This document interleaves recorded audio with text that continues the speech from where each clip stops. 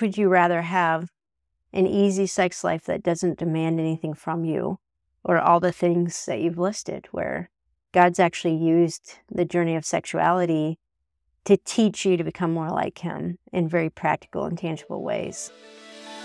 Welcome to the Get Your Marriage On podcast. I'm your host, Dan Purcell, a Christian marriage and intimacy expert and coach. I'm on a mission to help couples have the best sex and most emotionally intimate marriages possible. Our episodes cover topics you've always wondered about and are packed with practical advice designed to help you take your marriage to the next level.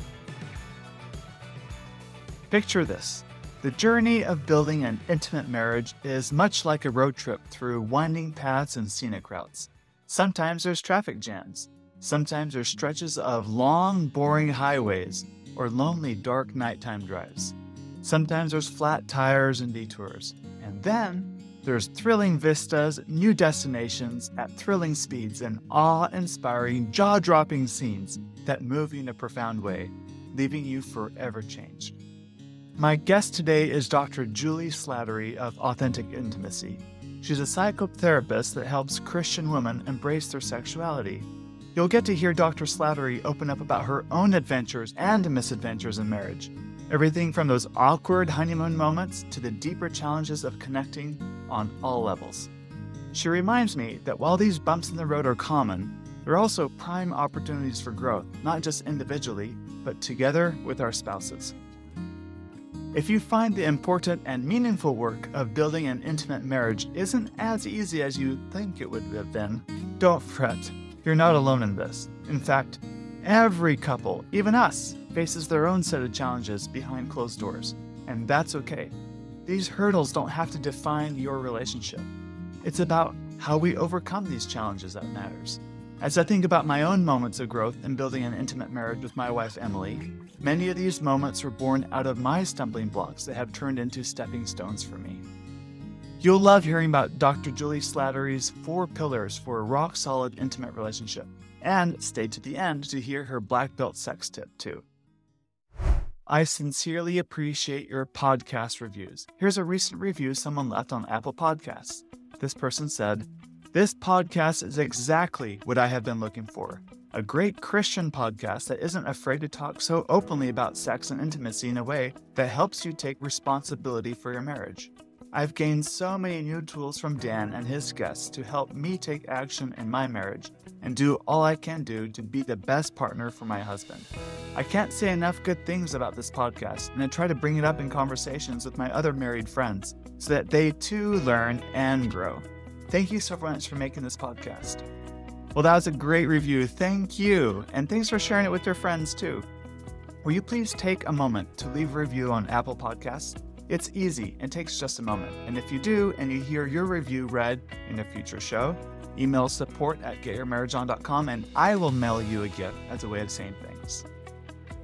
We recently launched our new signature program. It's called the Get Your Marriage On program, and I believe every couple should go through the program because it will help you come together intimately.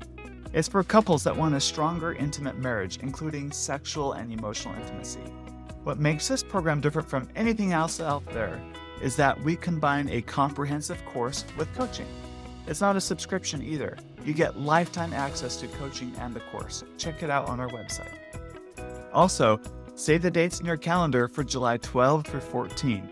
We're putting on a virtual retreat where you get to join us from the comfort of your hotel room, Airbnb, or bedroom. This retreat is focused on enhancing your sexual experience as a couple, and details will be forthcoming. And as we announced last week, our next 4-day, 3-night in-person retreat is October 10 through 13. These retreats are for couples that are in otherwise happy marriages, but wish things were better intimately.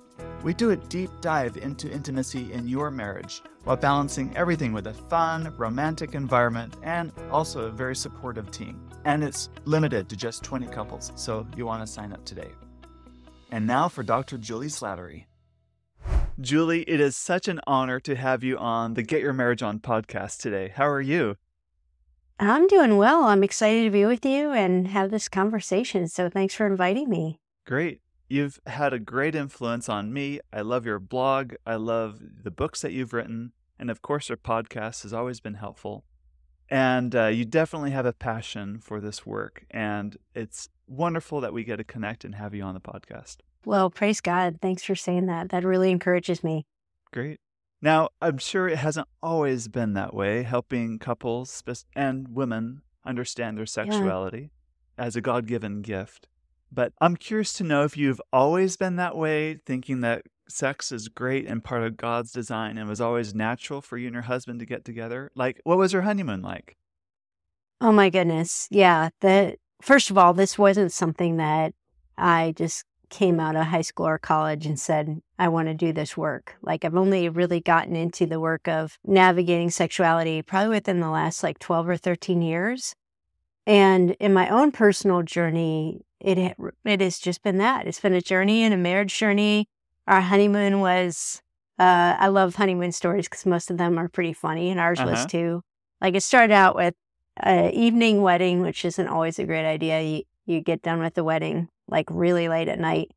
And we went to a local hotel, and the guy who was showing us our room, I think this is like a thing for guys that are showing you your room. But he probably took 15 minutes to show us around the room, and it wasn't like a suite. It was like, here's your closet, here's how you turn on the shower, here's all the different channels on your TV. And it was like, come on, God, this is our wedding night. And I know, get out. And he's like, yeah, you have the honeymoon package, so you're supposed to have champagne, but it's not here. And we're like, don't worry about it. We don't need the champagne. So eventually he leaves.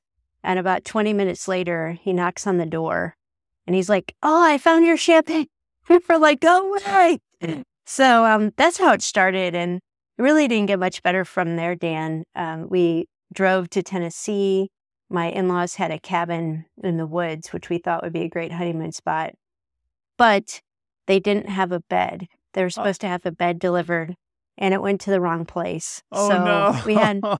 we had the honeymoon on hardwood floors without a bed. And those are sort of funny things that we laugh about now. Mm-hmm. But I think the non-funny things was just that sexual intimacy did not get off on the right foot. And we struggled with this. I struggled with it really for the first 10 or 15 years of our marriage. It wasn't really even until I started getting deeper into this work in ministry that it began to really help me and my perspective and also our marriage. So I've been on this journey along with other people. I'm sure the struggles you experienced are not unique to you. What were some of the struggles that you faced early on? Yeah, faced struggles of painful sex. So starting on our honeymoon, but again, that persisted for many, many years.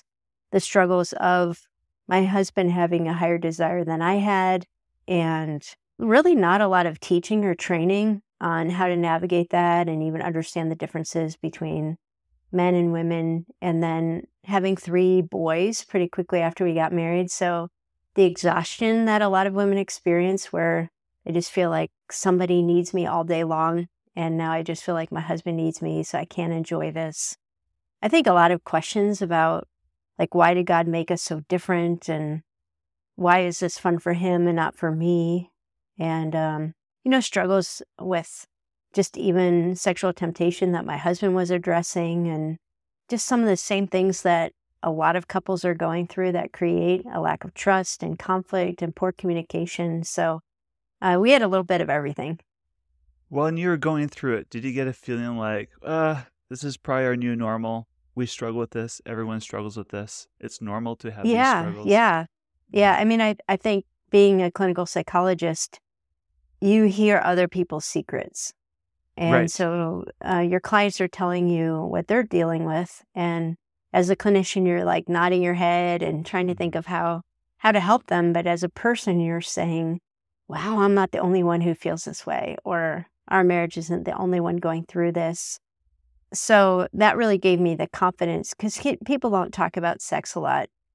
But being a clinician, I got to see behind the scenes that a lot of couples who look good on the outside are really wrestling with this. And it normalized it for me. That doesn't mean it necessarily helped me as a married woman or even in ministry to know how to navigate those challenges, but it definitely normalized it.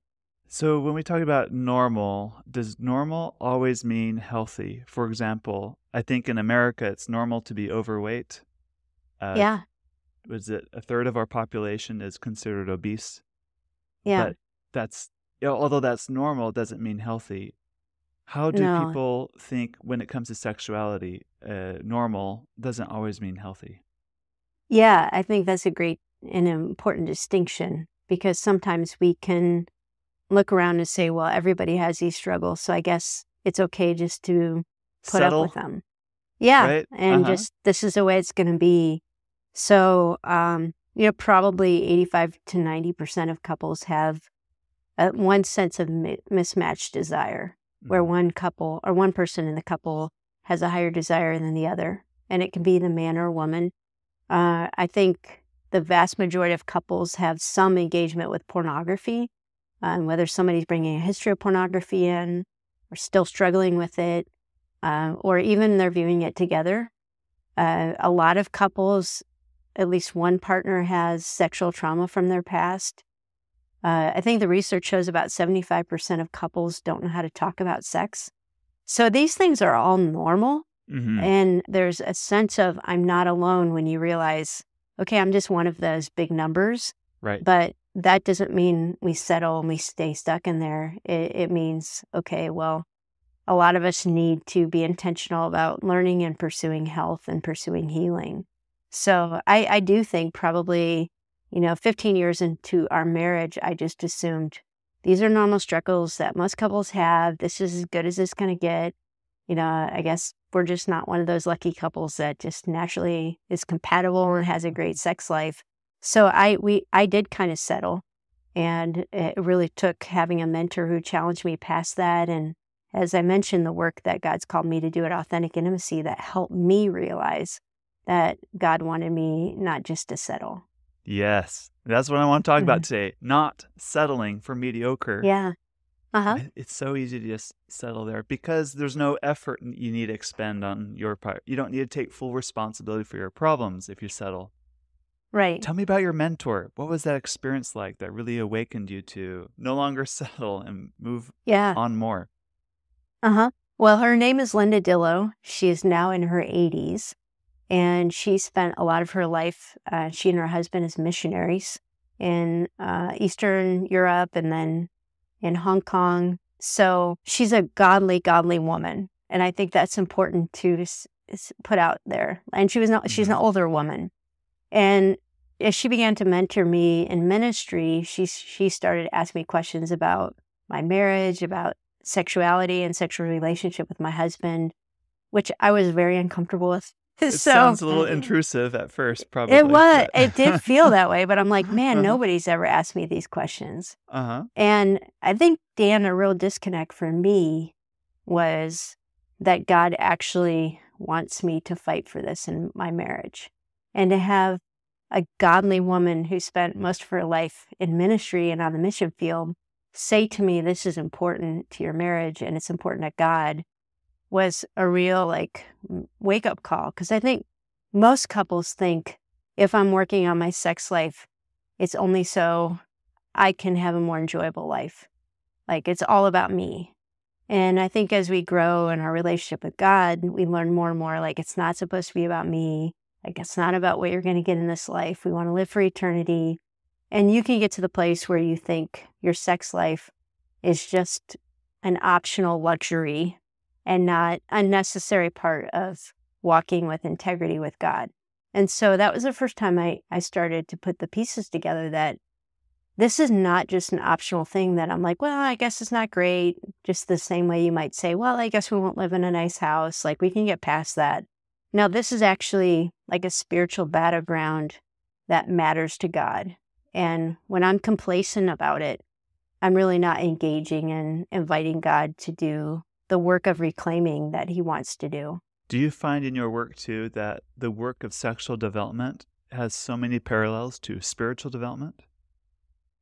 Yeah, I really do. I think there is a direct parallel in the way God designed our sexuality. And this was definitely true in my life. And I've seen it play out in the lives of many other people that as you grow in intimacy with God, you have the capacity for greater intimacy with sexuality, and even to steward your sexuality well as a single person.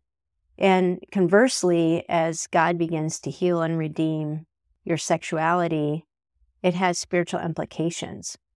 So one way I've said it is sexuality will never be a neutral issue in your relationship with God. Right, It's right. either, and for a lot of people, it's that barrier. It's the one area of my life I feel this shame over, or I'm angry at God because I'm so hurt or disappointed, or I just don't know how to invite him into this aspect of my life. Like, I feel like this is sort of a compartment he doesn't care about. And so for the vast majority of people, I think it's a barrier to knowing the goodness of God. But God actually designed it to be a form of revealing the goodness of himself. So I think it's, again, flipping the script from what most of us are working with.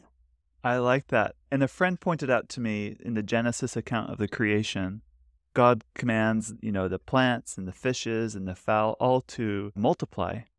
But the commandment to replenish is unique to Adam and Eve. So to Adam and Eve alone, he says multiply and replenish. And of course, there's many interpretations of that. But my friend's interpretation is sex is far more than just multiplying. There's a replenishing aspect to it. It's about growing together, replenishing each other spiritually, physically, emotionally. It's a uniquely human trait that we have to find joy in our sexuality. Wow. Dan, I've never noticed that. I'm going to have to go back in Genesis and look at that. That's Check intriguing. it out. Yeah, I checked it out too, and it was right. So you talked about there's no neutral with God. There's also no neutral within a marriage and a couple too. Can you talk on that? Yeah. Yeah, I think that's equally true, that sex is never going to be a neutral issue in your marriage. So it might be like, oh, we don't really talk about it. I don't think it's that big of a deal. But when you pull back the layers of that, a couple that's not engaging in a healthy sex life or working towards it is going to have underlying, one of them at least, is going to have some maybe resentment or bitterness. There's likely going to be shame. Like, you even look at the reasons why couples don't pursue a healthy sex life. And it's some of the reasons I mentioned. It's, for example, like trauma that has never been looked at, or it's a betrayal, or kind of emotional coldness that has built up over time, where one person is just bitter towards the other and there's no intimacy. And so it plays out in their sexual relationship. It's the difference of desire, where one person feels like I'm being objectified by my spouse and all they want is my body, and the other one feels like my spouse doesn't even see me or care about my needs. And so even though you may never talk about these things, they're going to tear you apart. And in a similar way, again, when we flip the script, we actually see that God created sex to be something that is meant to bond you together. And when you're on that journey together, it does become like this very special, private way that a husband and wife can build that bonding. Yes, and even just on a biological level, of all the chemicals and hormones that our body produce, just reinforce what you just said. So you have this mentor. She asked you, how's your sex life? And you have this realization that there's more to be had here. And then you felt called to the work to share your message about godly sexuality to couples. Was it like a overnight change for you? Like, what was the process for you to become more comfortable with your sexuality? Yeah, it was not overnight. And I wouldn't say that it was like God healed me and my marriage first and then called me to this. No, actually, it was more like God called me to pursue him. And in that process, really burdened me with the pain a lot of people were experiencing around sexuality. And when we started the ministry is focused towards women. It's since expanded to pretty much all people, but for the first 5 or 6 years, it was exclusively women. And I had just become aware of all the pain that was unspoken for women, particularly within church culture around sexuality. The shame that they didn't know how to deal with, the temptations and struggles, the bondage, the trauma that they had experienced, their frustrations in marriage, their frustrations in singleness, the cultural confusion. And so initially I was responding to God calling me to help all these women. But in the process of it, very quickly, it was like, well, I need help too. Like, I think sometimes we tend to say, well, yeah, I might have some wounds, but they're not nearly as bad as somebody else's. And I think when you're in ministry or you're in the field of psychology, that's a way that you can hide. But God, like when we get real with him, he's like, no, we got to go through you first. Uh-huh. And so I think the first few years as I was creating materials and starting to minister on this, like I was also going through the journey of how does this apply to me? And I'm still on that journey, like not just marriage, but how does this apply to parenting, and how does it apply to loving my neighbor well and responding to culture well, and all of it. So it's not like I figured this out, let me teach you. It's, hey, we're all on the pursuit of figuring this out together. And so I'm still on that journey. That's good. I think we all are. Yeah. And that's the exciting thing about this journey. There's always growth to be had. Yeah. So where do you find that God first took you through all this? Yeah. Sometimes God just gives me real life object lessons. Uh-huh. And one of the first ones he gave me related to sexuality was I was cleaning up my kids' playroom, and I was really frustrated about my sexual relationship in marriage. And I was praying to God, like, God, I can't figure this out. Why is it so much easier for my husband than it is for me? Like, this was supposed to be a gift. And I was cleaning my kids' playroom. I was cleaning up Legos. Mm-hmm. And it was like I got this word picture that the gift of sex is like a gift of Legos. Uh-huh. That, like, my kids have always loved Legos. Uh-huh. And the reason they love them, like, they played with them when they were 3 years old, and now they're in their 20s, and they still got Legos for Christmas. Like, they still love them.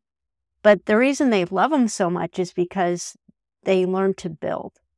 And if you got a box of Legos and you thought you would get the finished product, like what's on the outside of the box, you'd be really disappointed. Yeah, that's not fun. In fact, after it's built, it's like, Yeah. I mean, you either put it on the shelf and look at it, or you tear it apart and build it again, or build something new. Right. And when the Lord started to show me that, it was a real paradigm shift for me, that sex was all about not a finished product, but the journey of building.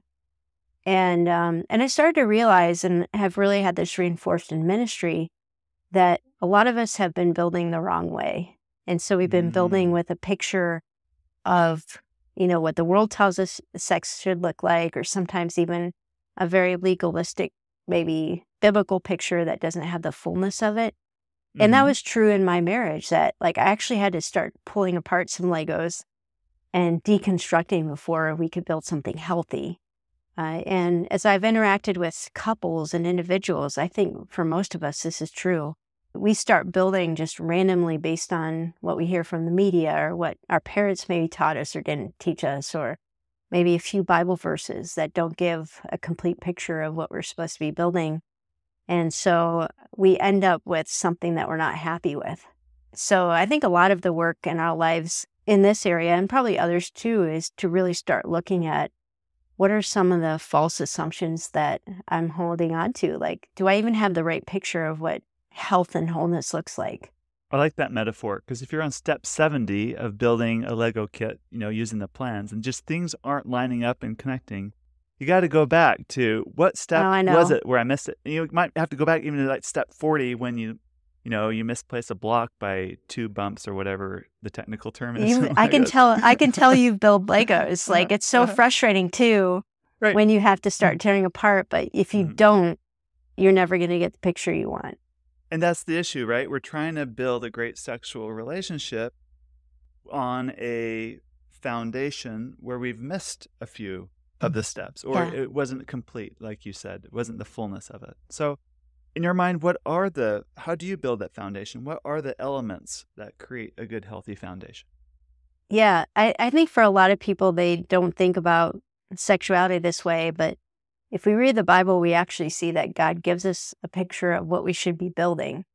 And the picture he gives us is the picture of his love for his people. and if you read the Bible in the Old Testament and New Testament, it's constantly referring to not just marriage, but also the one flesh union of sexuality as a metaphor or an icon of this is supposed to point to God's covenant relationship with his people. And so I like to make that practical by asking, okay, then what does God's love look like? What is his, particularly his covenant love with his people? And so in the book, God, Sex, and Your Marriage, I wrote about 4 aspects or pillars of God's covenant love that give us a roadmap of what I should be working on towards marital sexuality. This is what a healthy sex life looks like. And so I'll go ahead and list those 4 pillars and then we can talk about them. But the first one, it's built on a foundation of faithfulness. Yes. If you don't have faithfulness, you can't build any further. Like that's the foundation. The second one is it's a journey of intimate knowing. And it's not about activity, it's about intimacy. The third pillar is that it requires self-giving love from both people. So let me put that differently. It requires unselfish love from both people or sacrificial love. And then the fourth pillar, which is also an important pillar, is that it's a celebration of intimacy, that it's a passionate celebration, that it should be fun, that it should be exciting. But I think most people pick maybe 1 or 2 of those pillars and they think that's all there is to it. And if you're not working on all those pillars, you're not getting the complete picture of what God wants us to be experiencing. Yeah, it'd be incomplete, definitely. Yeah. Wow. Okay. So faithfulness, intimate knowing, Yep. that self-giving love, as you said, is that selfless component, and a celebration of intimacy. Right. Any stories of an individual or a couple you've worked with where they had struggles and then you helped them, maybe using a few of these pillars, help them build a better foundation for them? Yeah, I could give you a number of examples, but I'll give you one that's pretty extreme. Okay. There's a couple that has been married for, I think now about 12 years. And the wife heard me speak somewhere maybe like 5 years ago. And at the time, I was actually speaking on a marriage cruise. And she and her husband were separated on the way to divorce, but they'd already put the deposit down on this marriage cruise, so they had to go, but they were not communicating. She actually was so depressed, she was suicidal. And she had struggled with pornography. She had just all kinds of trauma and brokenness in her past. This couple, even though they're a Christian couple, had agreed to have an open marriage. So essentially their understanding was you can sleep with whoever you want. You can look at whatever pornography you want as long as I'm still the one you love, which is a pretty twisted way of viewing marriage. And it goes against the biology that we talked about earlier too. It does. But when I asked her, like, why, would you agree to an open marriage? She said that I didn't want our marriage to be like characterized by jealousy. Like, I just felt like jealousy kills marriages. So we'll pander to the jealousy so that we don't have to deal with it as a problem anymore. Right. Yeah. So as I said, that didn't turn out well for them. But when she first started to hear a different presentation on sexuality than she'd ever heard in the church before, it like really gave her hope and intrigued her. So she and her husband like really started to engage with us, started to go through some of our discipleship groups, got in counseling. Fast forward like a year and a half later, like they're really starting to thrive and realize that the reason their sex life was not just their sex life, but their marriage was falling apart was because faithfulness is the foundation. Like if you try to have intimacy without faithfulness, it's not safe. And so they started to realize, okay, we need to learn what faithfulness is.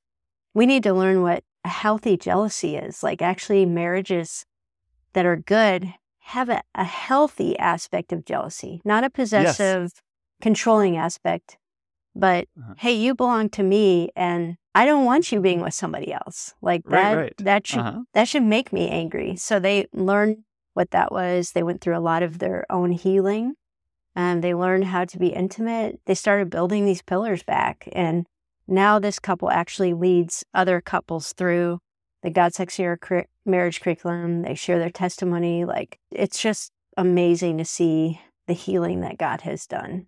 Wow, that is such a great story. It's a dramatic night and day change. Yeah, and there's other ones, I think there are couples who don't know how to build the intimacy pillar. I want to Mhm. run into a lot of couples like that, and particularly men.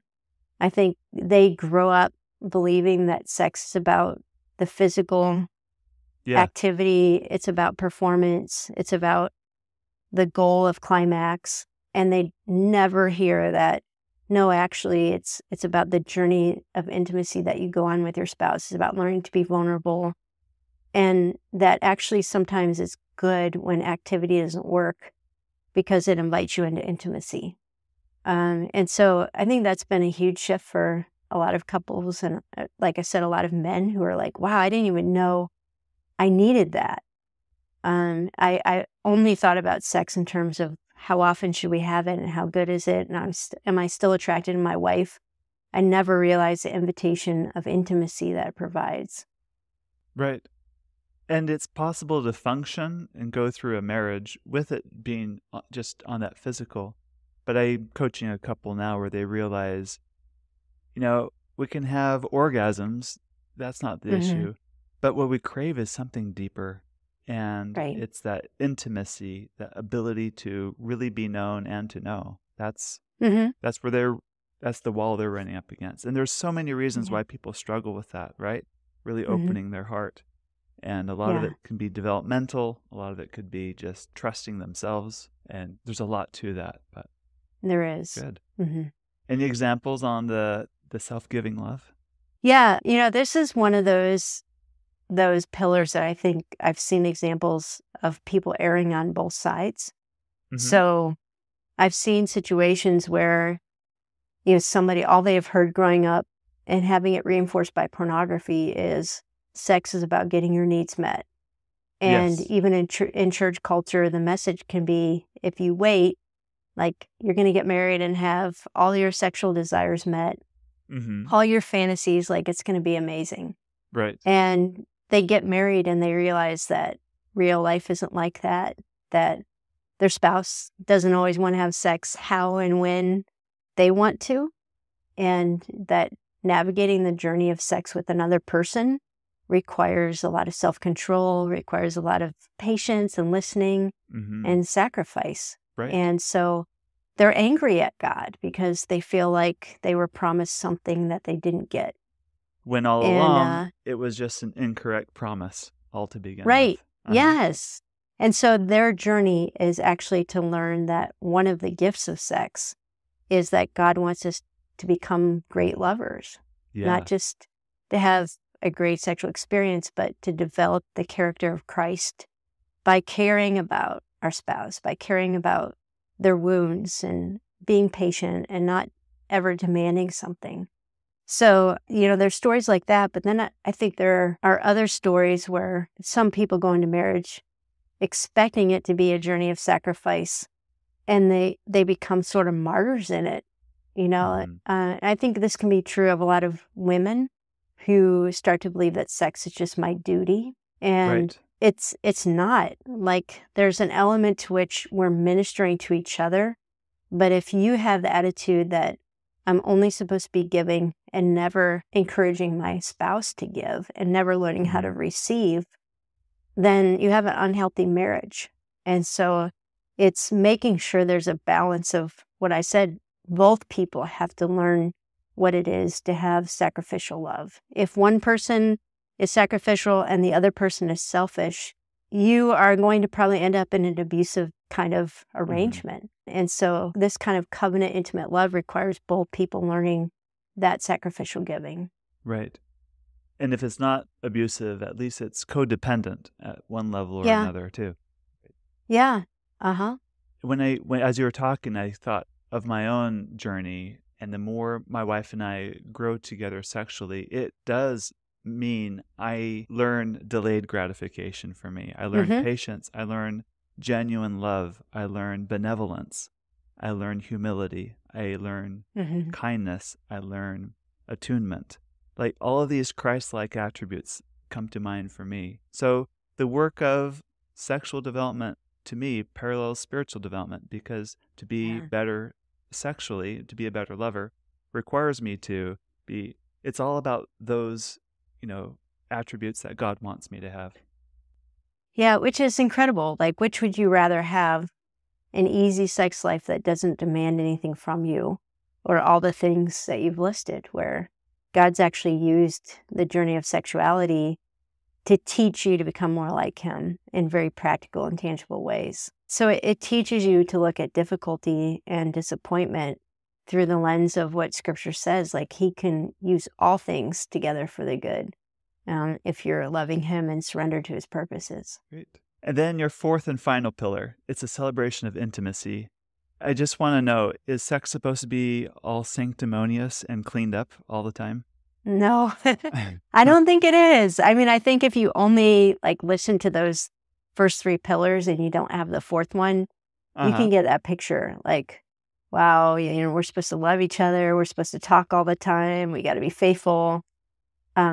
But the way God has designed sex, even if we look at the body and the brain and what happens during climax and excitement and even the bonding that happens after sex, this is supposed to be an ecstatic experience of pleasure, which that was not Satan's idea. That's God's idea.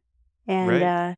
And if we look at the covenant relationship we have with God as our metaphor that we're working towards, our relationship with God is supposed to be filled with joy, not just, I got to be faithful to Him and I got to study my Bible, but no, rejoice in me always, and, David just dancing with all of his might and the joy of the Lord. And, our gatherings as the body of Christ, the bride of Christ, are supposed to be joyful celebrations of our love for Him and His love for us. So in a similar way, sex really is this outward bodily celebration of the covenant that we promised to be faithful to. So it's the party, and it's good to experience that party. Great. Julie, some people listening to this podcast might feel a little overwhelmed listening to, what, there's 4 pillars now? Or wait, things aren't working. I got to deconstruct. Yeah. Any final thoughts for people like that? Sure, absolutely. I hope you heard, even through my own story, that this has been a journey for me. It's been a journey for my marriage, even with 2 master's degrees and a doctorate degree in clinical psychology. I still struggled with this. And like I said, we're still journeying. And so I really encourage you to look at it as a journey, to give yourself grace, to give your spouse grace, and to just say, what's the first step we need to take? And it might be something like getting a book, like God's Fixing Your Marriage, or other good Christian books that you can read together. It might be continuing to listen to a podcast. It might be going to a counselor. It might be starting a conversation about, hey, how do we start working on our sex life? It might just be getting a babysitter so you can get alone and really start navigating these waters. So that would be my final encouragement, is think 10 years. If we're going to invest 10 years in this, where do we start? And let's be excited just about taking one step at a time. I like that. And great advice. Thank you. So as we wrap this up, I want to hear, you work on these 4 fundamentals, these 4 foundation items. You work on deconstructing false narratives that aren't helpful and reconstructing them with those that are more based in truth that are helpful. Mm-hmm. What are your black belt sex tips? So this is you've gone from unhealthy back to baseline. Now you want to go from there to extraordinary. What advice do you give? Yeah, I think invest in your sex life. So Great. For a lot of people, the biggest investment we can make is time. Mm-hmm. So, you can have all the best aspirations, but you get so busy. And again, this feels like it shouldn't be a priority. Mm-hmm. And you don't date anymore. You don't get away, just the two of you. And this is something that I have to be continually reminded of, even as I'm in this work. I tend to be really work-oriented and serious, and so my husband's the fun one. And even yesterday, he's like, when's our next vacation? And I'm like, next vacation, we just had one in November. Why are we thinking of another one? And even the one in November, it was like he had to badger me. Like, I'm like, well, we went on vacation with the kids. He's like, no, that doesn't count. We need to get away, just the two of us. And I need to be reminded of that. I need to be, like, we work together now. So I'm like, I'm with you all the time. But when do we have time regularly during the week, regularly during the year, where we're just focusing on our intimacy? And to play, right? It's Yes. to play. Yeah. Yeah. And to forget about all the worries, because they're still going to be there when we get home from vacation or we get back from that date. But, the research shows that playing together and experiencing new things together and laughing together, those all also increase faithfulness and bonding and the feeling of friendship. And so it's a simple thing, but it makes a world of difference. Like if you talk to couples that are really satisfied in their intimacy, ask them how they prioritize time together. And you'll probably find that that's a really important piece, regardless of what season of life they might be in. That is so, so good. I love that. Time. It really is that. Because which might mean you need to take an honest look at your lifestyle and make some adjustments. Because you might be filling it with a lot of distractions that are keeping you away from building true and authentic intimacy. Yeah. Yep. That's See true what I of did all there? of us. I did. I saw it. It didn't go past me. Great.